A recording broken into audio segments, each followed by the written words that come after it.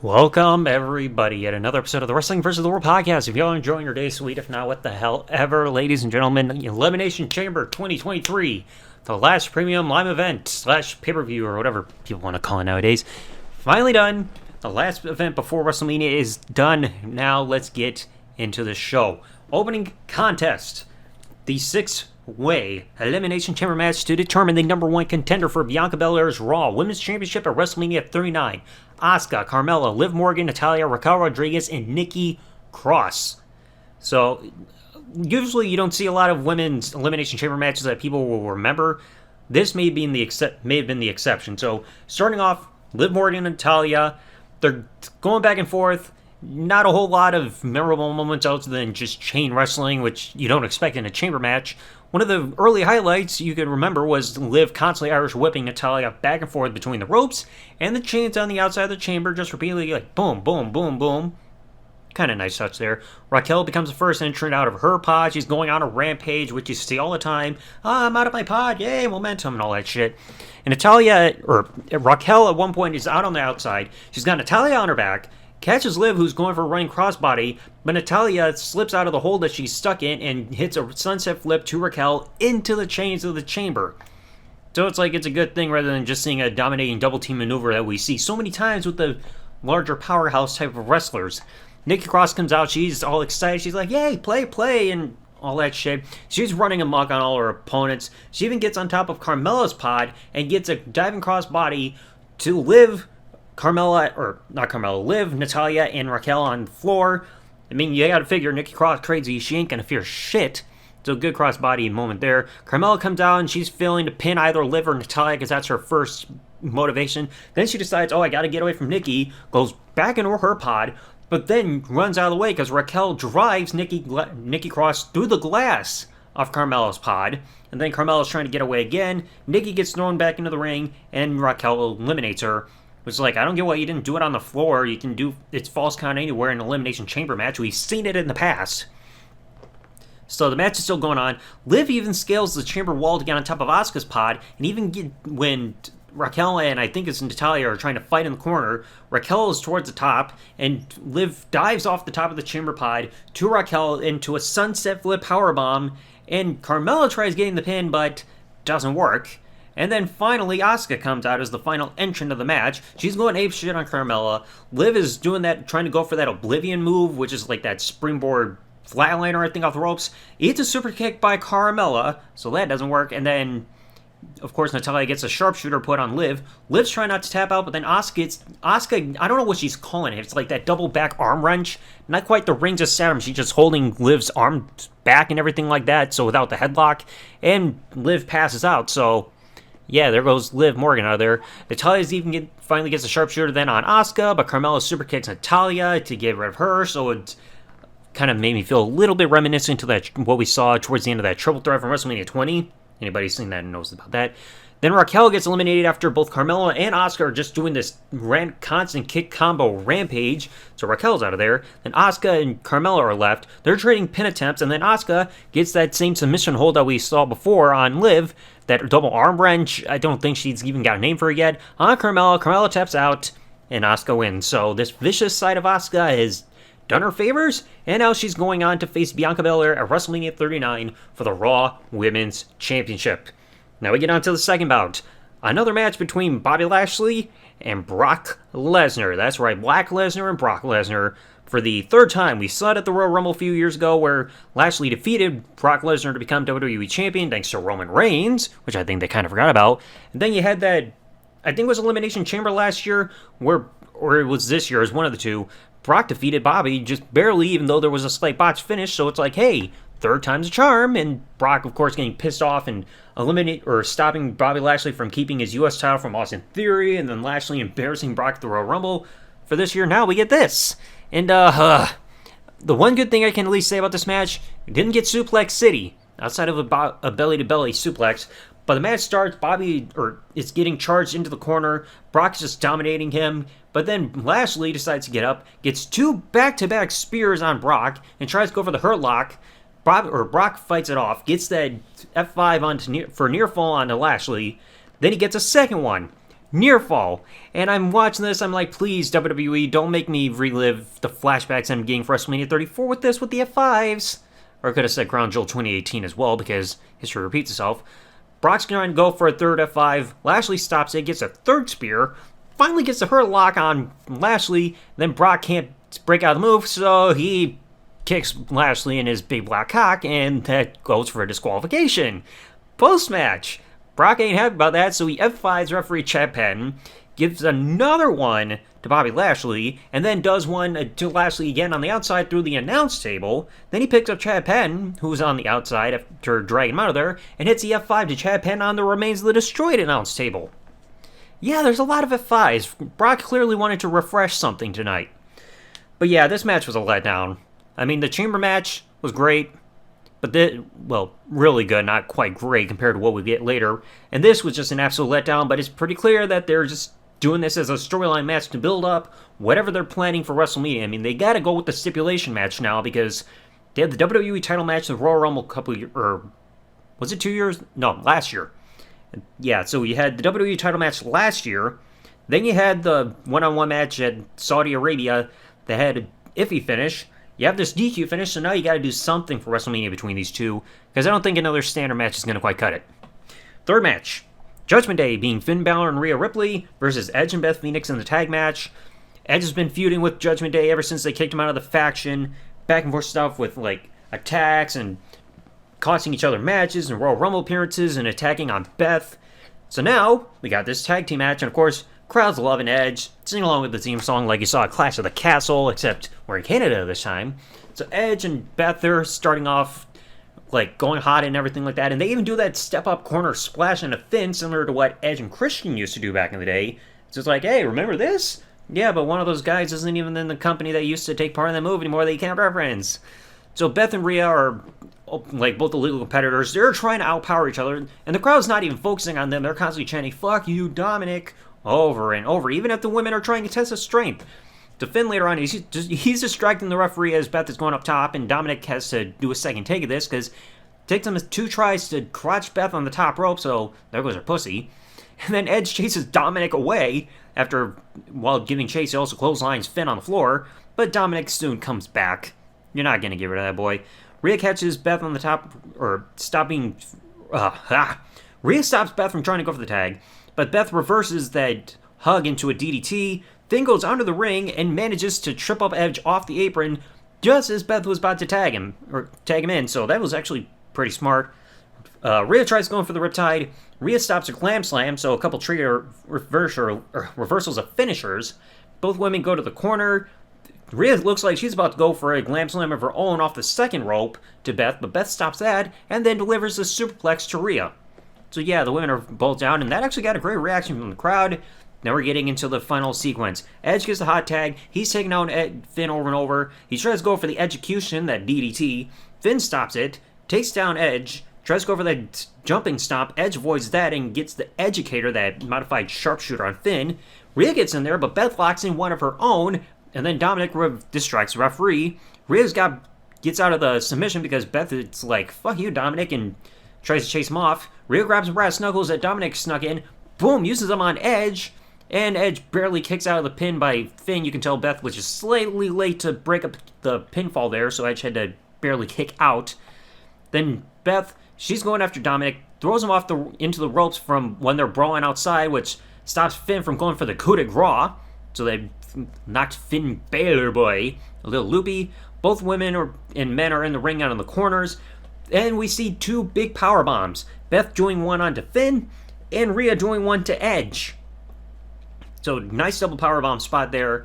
Then the brawling is going back on the outside. Dominic and Rhea are ready to do a concerto to Beth as Edge is getting forced to watch, but Beth avoids getting hit with a chair on the steel steps, and then Glam Slam to Rhea on the floor. Love that. Then Edge gets the execution, does hit the execution on Finn, hits a suicide dive to Dominic. I don't remember if we've ever seen Edge do suicide dives that often. Then Edge gets hit with a sling blade in order for Finn to avoid the spear. Then Finn tries to go for that shotgun dropkick, but eats the spear in midair, or in mid-move, gets up, and we see both Beth and Edge do a shatter machine to Finn Balor for the win. So a nice throwback to FTR there. And that is it for the Judgment Day. But I don't know if it's quite there yet, because it might have to end at WrestleMania, because you saw Finn during his way to the back. He's just looking at Edge. He's like, I hate you, fella. I hate you. So, I guess they're probably going to have to finish this off for WrestleMania, I guess? Who knows? But it's got to be something between Edge and Finn. Now, match number 4. The United States Championship Elimination Chamber Match. Champion Austin Theory defending the championship against Seth Rollins, Bronson Reed, Montez Ford, Damian Priest, and Johnny Gargano. The first time ever where the United States Championship is now on the line in the Elimination Chamber match. Second time ever where a mid-card championship, if memory serves me right, is defended in this match type. So Seth Rollins and Johnny Gargano are starting. They're trading pin attempts. Pretty good chemistry between these two guys. Seth is all the way on the outside, and Gargano actually Gargano goes to the outside, tries to go for that slingshot spear to Seth. Seth catches him, tries to go for a pedigree. That doesn't work. Seth gets dropped to the outside, and then Gargano gets in the ring and then does a slingshot spear to Seth onto the floor. Nice trading sequences there. Then Austin Theory becomes the first man entering in. He's trying to manipulate Gargano into an alliance because the fans are doing the whole singing thing, which Vince Russo doesn't like, to Seth's music. But Gargano's like, nah, I ain't aligning with you. So Theory's trying to get away. He gets into his pod chamber and tries to lock himself in there. But then Seth and Gargano both get in there and just start pummeling the hell out of Theory inside of his own chamber pod. Pretty nice move there. Now comes Damian Priest as the next participant. Then, Theory's on the chamber floor. He's like, yay, kill everybody there, Damian Priest. Priest kicks him and then gets that step-up tope onto the outside onto Theory. I think they described it as a catwalk. He stepped up and did the tope senton there, or whatever the fuck it's called. Not much of a catwalk. I mean, if you want a catwalk, go with old school. Priest then even goes up top, and Seth catches him and does the superplex Falcon Arrow combo. Nice one there. And then in comes Bronson Reed, who I know nothing about. All I know is he does a lot of goofy faces. That's honestly all I know about the guy. So Bronson's doing that whole dominating spot. He's holding Seth back. It's like he's about to go for reverse DDT, and then Gargano comes at him. He catches Gargano and takes Gargano and drops him with an Uranagi into Seth. So kind of like flipping him around there. And then later on gets a double Samoan drop on both men, which Michael Cole accidentally calls a fall-away slam. Not correct there, Cole. There's a difference.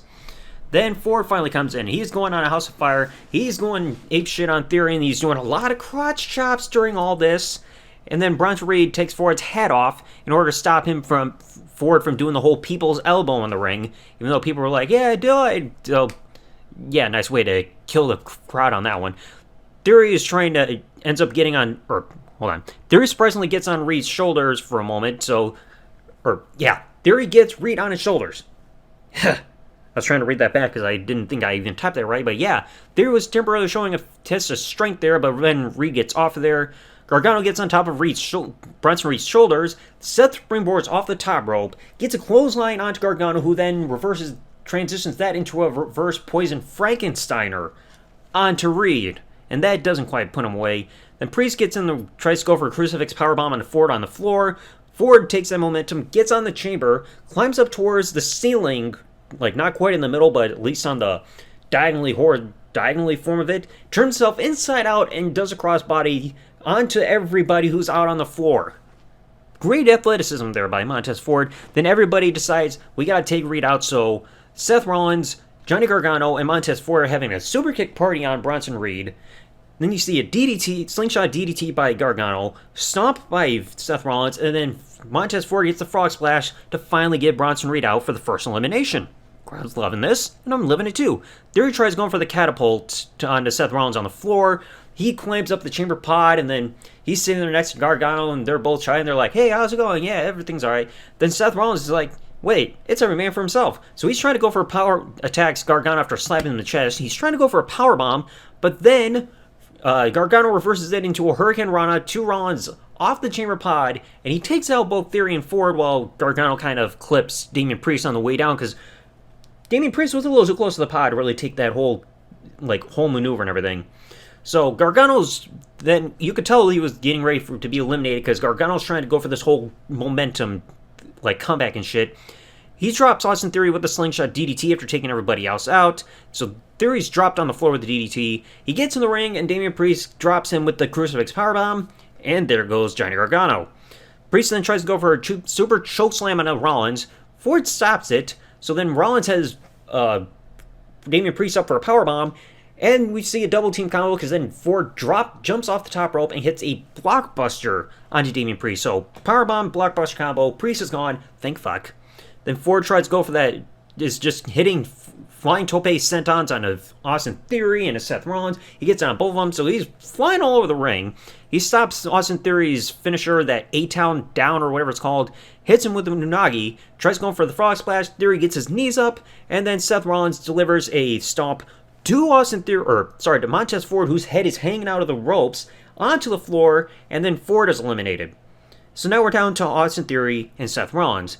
Rollins looks like he's about to go for buckle bomb, but instead gets the Liger bomb, and then the officials are getting called in to check on Montez Ford because it looks like he can't get out of the ring. So then, finally, the action continues after the officials are finally getting Ford at least out onto the steps. Austin Theory avoids the stomp. Theory tries to go for his finisher. Then Seth Rollins goes for hits the pedigree, and then who comes out? Logan. I can't see the color red. Paul. He gets in the chamber. Buckshot lariat to Rollins, and then even hits him with his own curb stomp. Theory gets him up, boom, drops him with the A-Town down onto Seth Rollins, and retains the championship. So yeah, that truly solidifies that Logan Paul and Seth Rollins are going one-on-one at WrestleMania. Definitely better chamber match than what we saw earlier for the women. It's great, and it actually really did pay off. At least it's better than the Intercontinental Elimination Chamber match that we saw 8 years ago. So thank fuck for that. Now we get to the main event. Roman Reigns defending the undisputed WWE Universal Championship against Sami Zayn in Montreal. We all know the backstory. Sami Zayn became an honorary Uso as part of the Bloodline after proving himself to be worthy of them, but then at the Royal Rumble, Roman Reigns had to defend his championship against Kevin Owens, and Sami Zayn made his alliance known after getting pushed around by Sami and everything he had seen during the match and stuff he experienced with Bloodline, took a steel chair and put it in Roman's back. Everybody kicked him out of the Bloodline except for Jay, who just could not put himself into the mindset to even do harm on a Sami Zayn. And then finally Sami decides, hey, I didn't want anything from you before, Roman, but now I do, and I want your championship. And you even looked at SmackDown just the night prior to this pay-per-view, and the crowd was white hot for Sami during his entrance, to the point where he's just crying tears of joy because the emotion's just getting him. So now we finally get to this big match. It's Sami Zayn and Roman Reigns' 900-day streak as the undisputed champion, and I believe it's also been over 900 days since he was last pinned. I mean, he hasn't been pinned since TLC 2019, so let's see how this goes. I mean, right off the bat, crowd is white hot for this whole one, and even during both Roman's entrance and before the opening bell can even sound and everything, the crowd is chanting, "Fuck you, Roman!" I mean, finally we get a heel that gets a fully negative reaction like we've been needing for years. And there's a lot of time wasting because both men are just listening to the crowd saying, "Ole, ole," and all that stuff, so it takes a little bit for them to get started. Sami gets an advantage early on by sending Roman to the outside, gets a tope suicida. Crowd's loving it. Of course, he doesn't let the high spot to really start things off high. Roman starts doing the whole slow dissection of Sami beating him down. He's taunting his family right in front of Sami. Like, hey, this is your wife. See? Look, is this your man? Like, I'm surprised he didn't do what Samoa Joe did to AJ Styles and his family years back, saying, hey, I'll be your new daddy from now on. Could have done that. Then Sami's had enough of the taunting. He starts fighting back. He's going on a momentum shift. Starts taking out Roman. He's even on the outside and kisses his wife after beating down Roman and throwing him back in the inside. He's climbing up to the top rope, about ready to dive on Roman. Roman slaps him with the right hand. So it's like, yeah, that kiss might have cost you a little there. Roman tries to launch him off the top rope, and instead Roman gets nailed by Sami with the sunset flip powerbomb out of the corner. And then Roman, and he's about to get hit with the Blue Thunder Bomb shortly thereafter. He stops it with elbows to the back of the head and drops Sami with that Uranagi. Ugh, nasty landing. Sami even stops Roman Reigns from going to Superman, drops him into an exploder suplex into the corner. He then tries to go for a Helluva Kick, but then eats a Superman punch. I mean, of course, Roman's going to somehow get that Superman punch no matter what. And Sami, he's about to eat the spear. He leapfrogs to avoid the spear as Roman hits the corner. Roll up for two, and then another exploder suplex to Roman into the corner. Sami charges up from the corner with the Superman punch of his own and a Helluva Kick for near fall.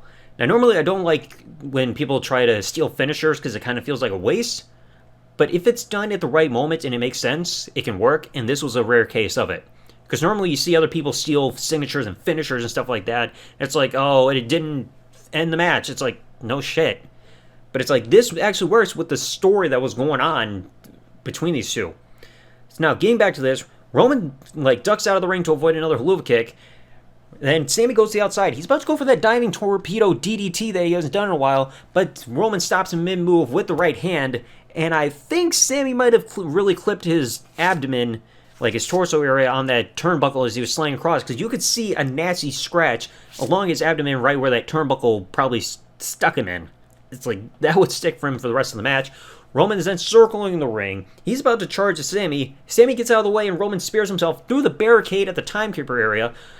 Roman gets thrown into the ring. Sami stops the Superman punch and drops Roman with the Blue Thunder Bomb. Another near fall. So they're really trying to get over the Blue Thunder Bomb as a move that could really do more victory right in there.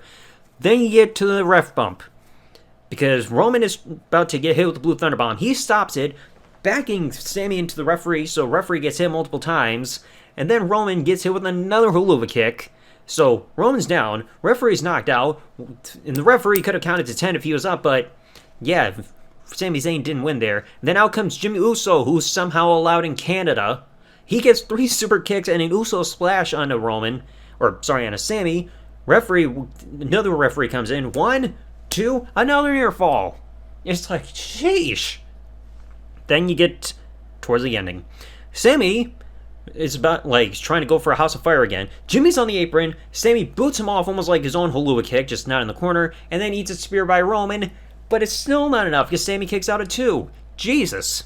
So then, I think Roman was trying to go for a Superman punch. The backup referee gets taken out. Sami hits his own Superman punch on Roman again, and, let's see.